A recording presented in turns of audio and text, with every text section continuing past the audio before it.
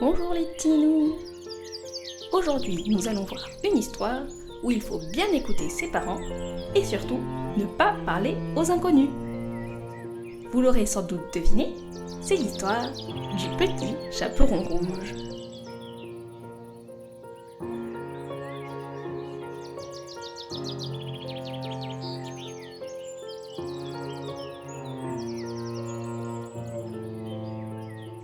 Il était une fois, dans la campagne, vivait une gentille petite fille.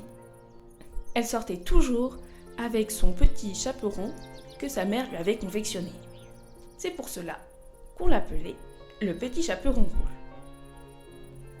Un jour, sa mère vint la voir et lui dit « Apporte ce panier à ta grand-mère, elle est malade, ça pourra sûrement la réconforter. Et surtout, ne tarde pas en chemin et ne parle pas aux inconnus. » Alors la petite fille prit le panier et s'en alla en chantonnant.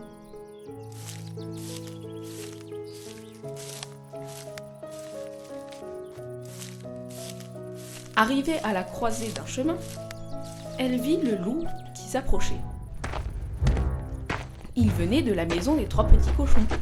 « Alors, où vas-tu comme ça, petite fille ? » « Je vais voir ma grand-mère qui est malade pour lui apporter ce panier. » « Ah, très bien, dit le loup. Bon, ben alors je te laisse y aller. » Et le loup s'en alla, avec un plan dans la tête. Et le petit chaperon rouge, lui, continua. Le loup avait pour objectif de manger la grand-mère, puis le petit chaperon rouge. Il s'empressa donc d'aller dans la maison de la grand-mère en prenant un raccourci. Il arriva le premier à la maison et entra car la porte était ouverte. À l'intérieur, il vit la grand-mère qui faisait la sieste.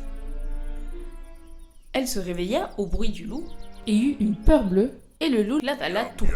Il prit la place de la grand-mère et fit mine de dormir. Le petit chaperon rouge arriva bien vite avec son panier à la main. « Tenez grand-mère, je vous ai apporté des galettes parce que vous étiez malade. » Et la grand-mère lui répondit « Ben approche mon enfant, viens que je t'embrasse. » Le petit chaperon rouge s'approcha donc et trouva la grand-mère quelque peu différente. « Oh, grand-mère, votre voix a changé. »« Ah, ben c'est mon rhume, mon enfant. Comme vos yeux sont grands, c'est pour mieux te voir.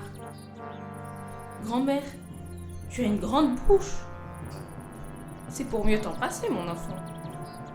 Comme tu as des grandes dents, c'est pour mieux te manger. » Et le loup mangea le petit chaperon rouge qu'il avala d'un coup. Un chasseur, qui avait vu le loup rentrer dans la maison, se douta de quelque chose. Il entra donc dans la maison pour voir si tout allait bien et vit avec horreur le loup dans le lit de la grand-mère en train de ronfler. Alors le chasseur en était sûr, le loup avait mangé la grand-mère et peut-être même le petit chaperon rouge. Le chasseur sortit donc des ciseaux, ouvrit le ventre du loup et libéra le petit chaperon rouge, bientôt suivi de la grand-mère. Pour que le loup ne se doute de rien, le petit chaperon rouge apporta une pierre, la donna à la grand-mère et celle-ci le donna au chasseur pour qu'il puisse le mettre dans le ventre du loup et que celui-ci ne se doute de rien. Une fois le travail terminé, le petit chaperon rouge, la grand-mère et le chasseur sont allés se cacher pour ne pas éveiller les soupçons du loup. Quand le loup se réveilla, il avait mal au ventre et ne se sentait pas bien. Il partit donc en se disant que les humains c'était vraiment pas bon et que ça donnait une indigestion. Il n'eut donc plus envie de manger les enfants, les grands-mères et toute autre personne que ce soit.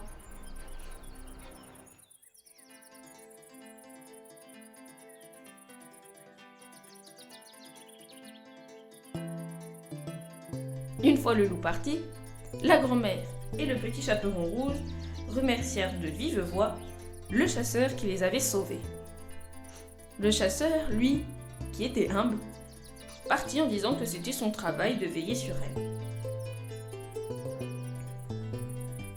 À À cet instant-là, la mère du petit chaperon rouge arriva pour voir si tout allait bien avec la grand-mère. Alors, le petit chaperon rouge lui expliqua toute l'histoire. À la fin, la mère lui dit « Je t'avais bien dit de ne pas parler aux inconnus. Et si le chasseur n'était pas là pour vous sauver, hein? Qu'est-ce qui se serait passé ?» Mais la mère n'était pas rancunière. Elle a vite pardonné à son enfant. Et ils rentrèrent tous les trois dans la maison de la grand-mère pour manger les bonnes galettes.